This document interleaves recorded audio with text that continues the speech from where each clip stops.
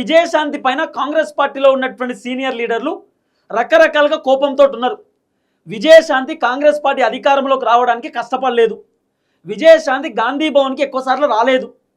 కాంగ్రెస్ అధికారంలోకి రావడానికి మేము క్రియాశీలక పాత్ర పోషించినాం. మేము senior Congress party లీడర్లం.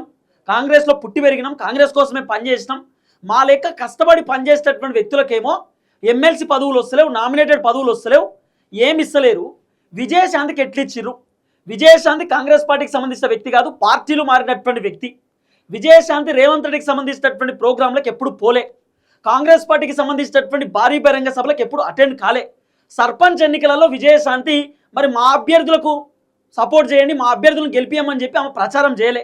Municipal corporation ఎన్నికలలో కూడా విజయశాంతి ఎక్కడ కూడా కాంగ్రెస్ పార్టీకి సంబంధించినటువంటి వార్డుల తరపునో కాంగ్రెస్ పార్టీ నుండి పోటీ చేసేటటువంటి మున్సిపల్ కార్పొరేషన్ అభ్యర్థుల తరపున ఆమె ఎక్కడా సపోర్ట్ చేయలే. మరి విజయశాంతి కాంగ్రెస్లో యాక్టివ్ లేదు, కాంగ్రెస్లో గట్టిగా ఆమె తిరుగుతలేదు, కాంగ్రెస్ పార్టీలో గట్టిగా ఆమె ఫైట్ చేస్తలేదు, మాట్లాడతలేదు. మరి అలాంటి విజయశాంతికి ఎందుకు ఇచ్చిర్రు? ఇవ్వడానికి గల కారణం ఏంది? మేము విజయశాంతి కంటే ఎక్కువ పనిచేసినాం. కాంగ్రెస్ అధికారంలోకి రావడానికి క్రియాశీలక పాత్ర పోషించి పాదయాత్ర చేసినాం, మీటింగ్లు పెట్టినాం, సభలు పెట్టినాం.